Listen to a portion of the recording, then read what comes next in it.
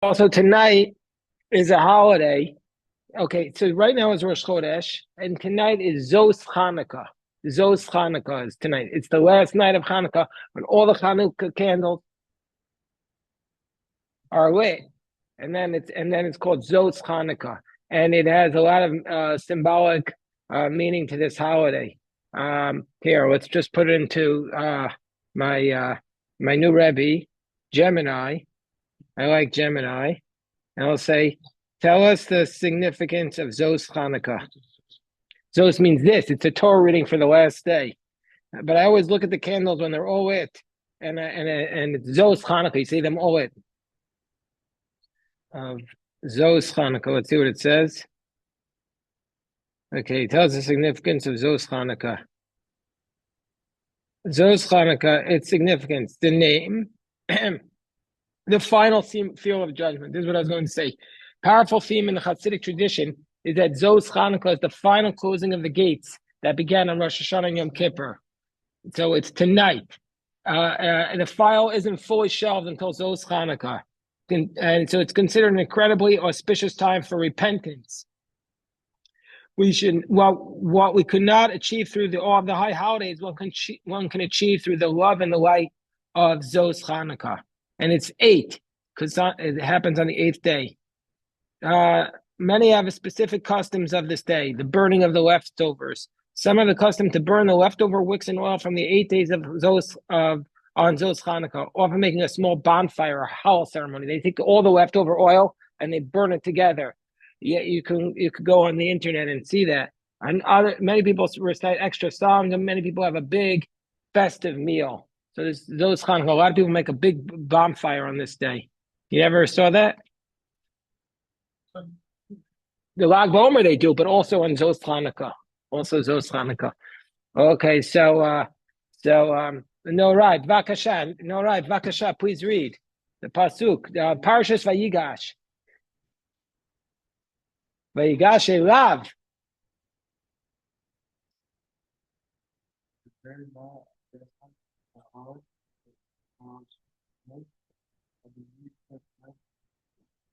Yichar Abcha.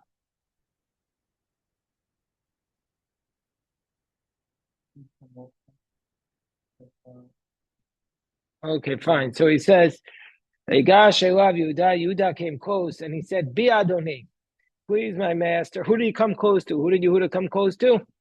Yosef. The Midrash says that Yehuda and Yosef were having like a major argument. That Yehuda had this.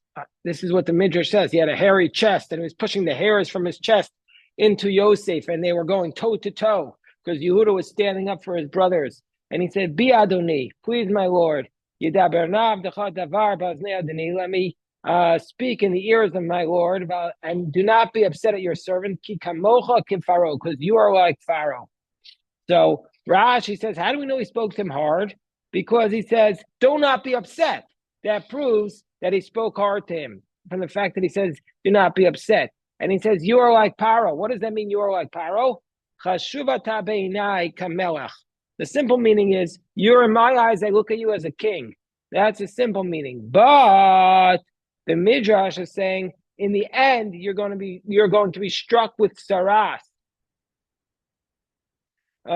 because you attacked Benjamin. Did he ever get that?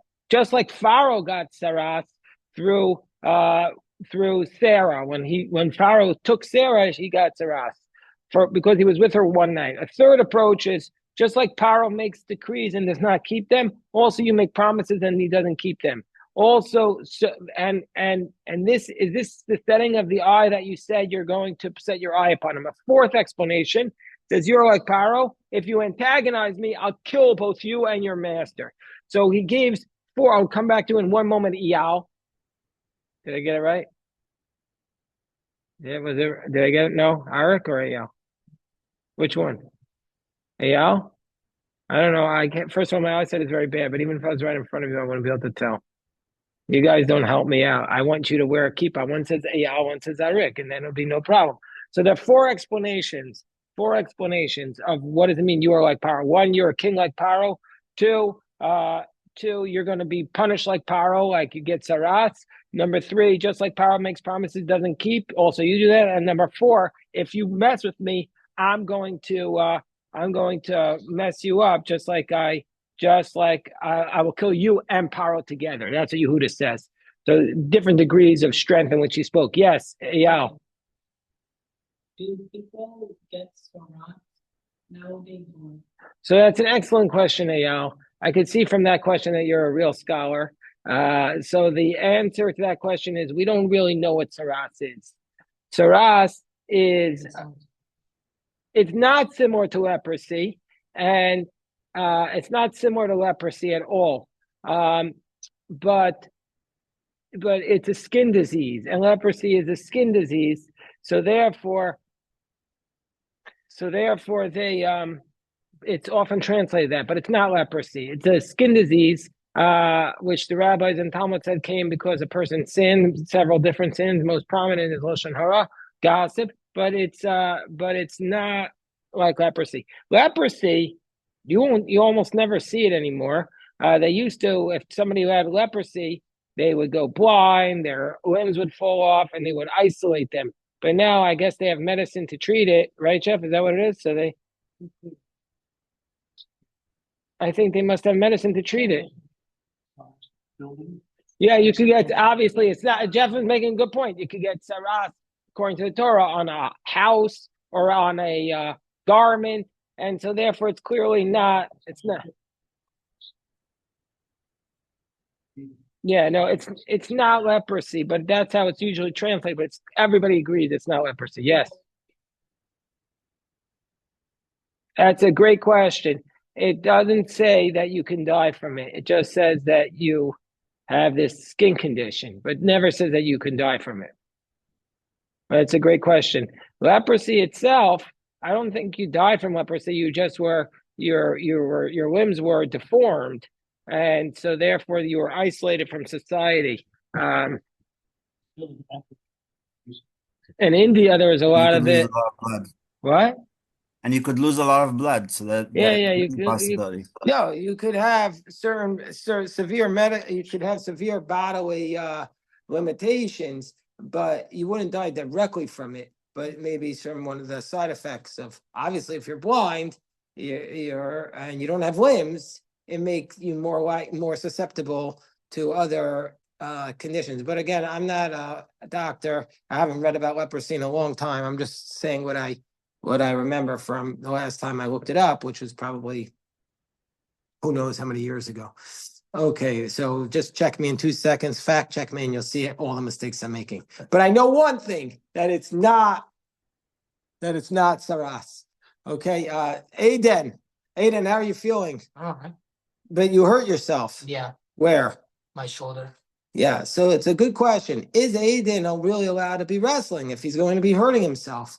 But the answer is he is, because why is he allowed to engage in this activity? You're not allowed to hurt yourself. You're not allowed to inflict yourself with a wound. So why is he allowed to do this physically dangerous activity? Because the answer is because it's not that dangerous. It says and there's a verse there. Moshe Feinstein was asked about, can you go skiing? Can you go skiing, for example? So this is like going skiing, that you could hurt yourself, but a lot of people do it. So then if a lot of people do this activity, and it's generally speaking safe, although there's some risk associated with it, Moshe Feinstein cited a pasuk, Shomer P'sai Hashem, God watches over fools, meaning to say that if it's an activity that people do, that it's protected by God, and so therefore you're allowed to do it. So therefore Aiden is allowed to wrestle. So I'm a fool. Well, we're all fools, but God watches over us, is the point. I mean, yes, you're not any more of a fool than anybody else here, but that's why you can engage in that activity. Also, like skiing. Skiing is, a lot of people go skiing in the winter. Skiing is certain risks associated with it. So why are you allowed to do it? It's because it's a generally accepted activity. But then there are certain activities which you certainly are prohibited to do, like smoking, vaping. These are certainly prohibited to do. You're not allowed to. Skydiving? Are they prohibited by the Torah? Yeah, they're prohibited by the Torah to do, because they're very, very dangerous, and they cause you to. Skydiving is inherently safe, but it's inherently safe. I mean, it's a very. It is? Yeah, it's not dangerous. I mean, a lot of people do it every day, and it's not So what's another example. what's an activity that you're not allowed to do? That's not safe. I mean, I think smoking, getting drunk, Physical, like um, Like- Like, so you're not supposed to get drunk. You're not allowed to get drunk, but like on Purim, they say to drink. okay, well, I was not talking about drinking on Purim. We could talk about that before Purim. I'll give you an activity of something that's very dangerous to do, like not other than smoking or like taking heroin. I'll give you an activity. Let's say maybe maybe climbing Mount Everest. Like that's beyond the that there's a much greater risk of your life. Now people are dying all the time doing that. Like what the percentage is significantly higher climbing Mount Everest of having a death than why? You think because somehow the mountain got more dangerous, or people are just becoming weaker and they're just dying? it's always been dangerous. It's always been prohibited. People are doing it for the thrill, knowing that they're like risking their life. Oh, they said it's more dangerous than it used to be. No, it's way more dangerous than wrestling. That's my point. Oh, Way more dangerous than wrestling or skiing is doing this adventure that there's a very high chance that you're not going to come out alive. They don't recommend, and there's like a high death. Yeah, like or free climbing some mountain. Like even the mountain climbers die every day doing those activities. So those are the activities that would be prohibited because they're unless you're an absolute expert. Like if I would go to climb Mount Everest now, that would be prohibited because I have no chance of coming out alive if I would just go without any training and climb Mount Everest. I mean, if I trained for it and then I reduced the chances and it was relatively safe, then it'll be okay. But somebody like me going right now, absolutely prohibited.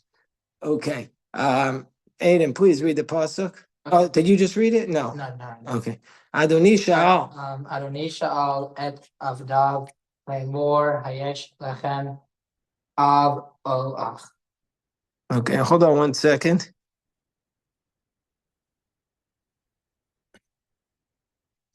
Oh wow. I just got a cameo. Somebody sent me a cameo for emergency cameo to give somebody chizik. That's why I raised them. Yeah, I raised the money for Lekit Israel on Cameo. Yeah, raised now over. Yeah. Did you finish the Torah? Which Torah? That you were writing? I write them every day. So right now I started a new one a week ago. A week ago I started a new one. You didn't finish? I know you told. No, it takes a very, very long time to finish. How many do you write simultaneously? One. I'm just writing one. Are you allowed to write multiple simultaneously? You can, sure, but then you won't finish. Yeah. I want to focus and finish. So, okay. Adoni Sha'al Savadav Lemor. So he said, my Lord, i.e. Joseph, asked his servant saying, Hayesh lechem avoach. Do you have a father or brother? So says the Rashi.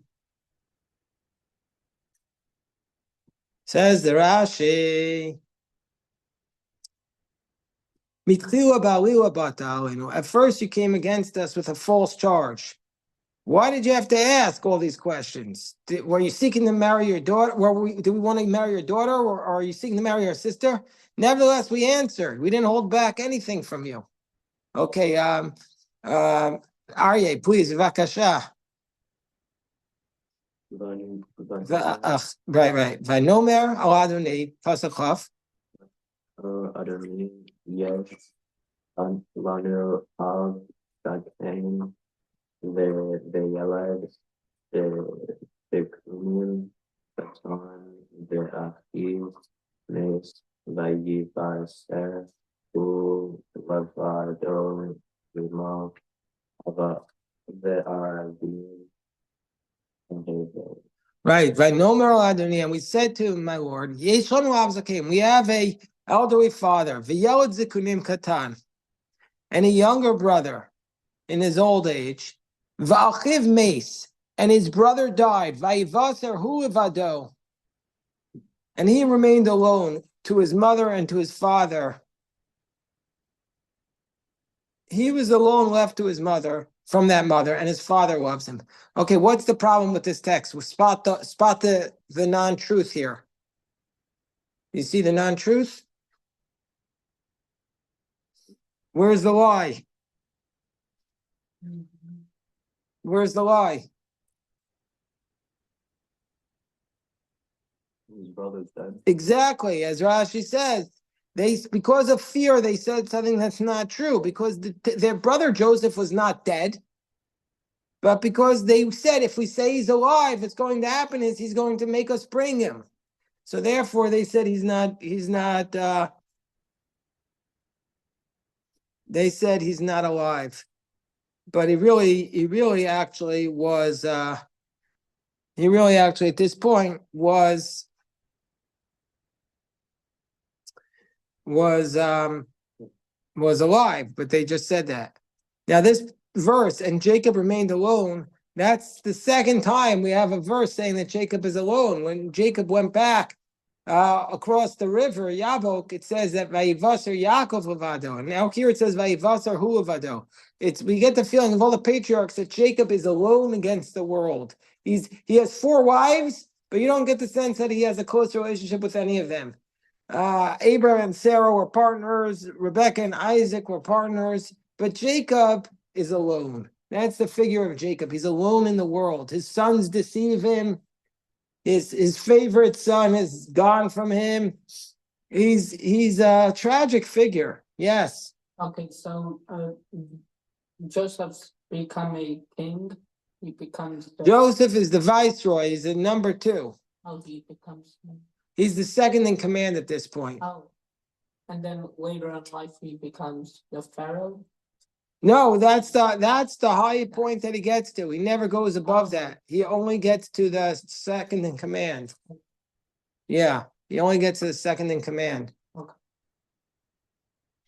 Right, it's an interesting point. He never goes higher because you ever heard the expression the glass ceiling? A Jew could not become the pharaoh of Egypt. He could only get up to the number 2.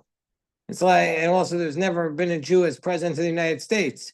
They've been in very senior positions. There have been Jewish secretaries of state, Jewish chiefs of staff of the White House,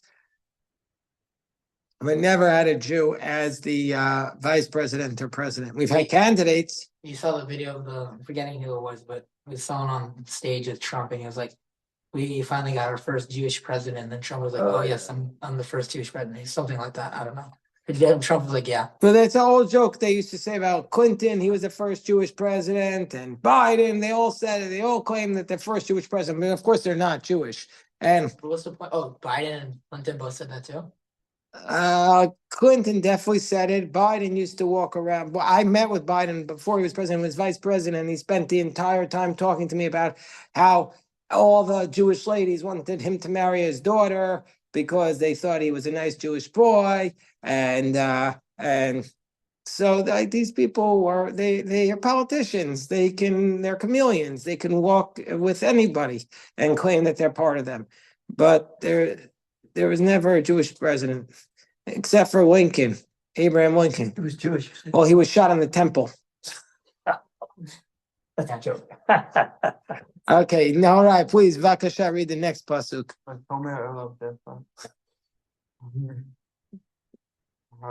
Horiduhu, Asima, Allah, right. So and you said to your servant, bring him down to me, and I'll place my eye upon him. Now, this is a very important question that I want you guys to think about. Do you think at this point that Judah knows that this is Joseph? No. Yes. You say yes? Or Judah knows he's speaking to Joseph. Does Judah know does Judah recognize him at this point? Yeah, I agree. What? That he doesn't? He doesn't yet. Because he looks so differently. It's been 20 years. In 20 years. Somebody can change a lot in 20 years. And he has head shaved. And you don't expect him to He's be. got all the So he's saying he still doesn't know. That's my. I don't think so. Okay. What's your view?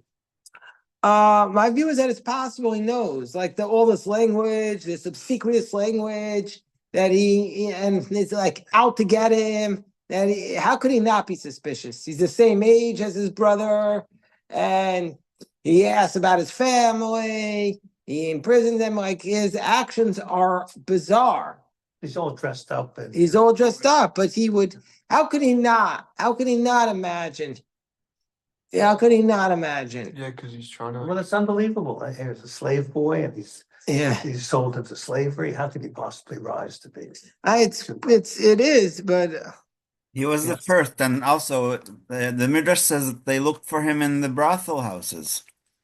that's what the Midrash says. But I'm saying from the text itself, it's possible to read the story as saying that he knew that it was Joseph. It's possible, or at least suspected. I don't, after 20 years, people do change. I mean, I could see after 20 years, if I hadn't seen my brother.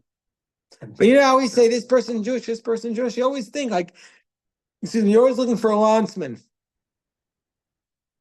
People have all these theories. Was Alexander Hamilton Jewish? That some people argue that Hamilton was Jewish. That Hamilton went to a Jewish school when he was in the islands. Did you hear that? Yeah. I think there's more support for that.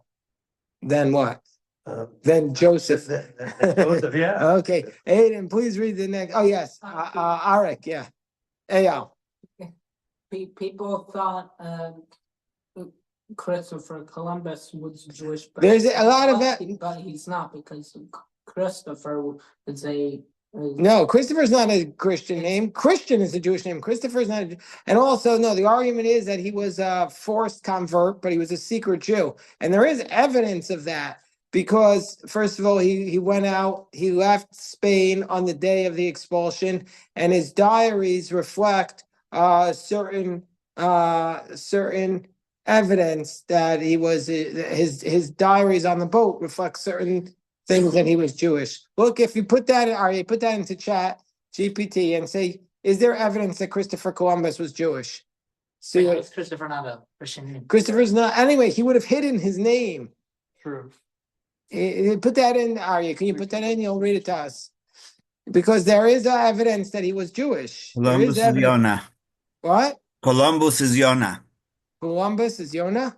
Yeah, Columbarium is the place for pigeons. So But Christopher was a Christian name. No, but he would have taken that name to hide his true identity. But yeah, it's not- but I'm saying the last name, the first name. Who cares? Everybody, like, I have Yeah. a friend whose name is Mike, but his Hebrew name starts with an Aleph. So Well, did you come up with anything, Aryeh? Otherwise, I could do it. I could do the look if you want me to. Yeah. Okay, well, tell us. Read it to us, Aryeh. You're searching? Are you on Gemini? The yeshiva Wi-Fi, like, Oh, no, yeah, there's no Wi-Fi in the yeshiva. no what? No. Oh, here it is. So According to AI. According to AI, what do you say, Jeff? Traditional history says Christopher Columbus was an Italian Catholic. Recent research, including DNA analysis, Oh, DNA. That's what it says. suggests he was likely Sephardic Jewish from possibly Valencia, who hid his identity to escape persecution. That's what I said and to you. Inquisition. Evidence points to his family connection to Jewish weavers, linguistic clues, and the involvement of Jewish financiers in his voyages. Yeah. Though he publicly presented as Catholic. Yeah. How did his DNA? Okay, How did they get his DNA? How did they get his? bone fragments from Seville Cathedral linked to Columbus show traits compatible with Jewish origins. Oh, good. There you go. There you go. They got his DNA. He's a Jew. He's a Yid. Wow. Okay, so here it goes on. What? It's not really a good thing. No, but well, now Columbus was canceled. What? That was a joke. When this study came out, they had just canceled Columbus. Like they're like, now everybody's anti-Columbus, and then they announced he's Jewish. Here's they keep following the money. These supporters of his voyage, like blah blah blah blah blah blah, were converso Jews. Yeah. Also, but that's like saying Castro is Jewish because his key supporters were Jewish too. Okay. Well, why does it matter if he's like? All right, let's go. What? If he didn't do anything Jewish, why? No, he did do Jewish stuff. He kept his logs were Jewish. Like what? In his diary, there were references to Jewish. There were Jewish references. Like, And why does it matter? Because that one of the theories is the reason why he left looking for new places because he was looking for religious freedom. He was fleeing from the country where it wasn't allowed to practice. We're gonna pray upstairs today so we can light the Chanukiah. Let's go upstairs, my friend.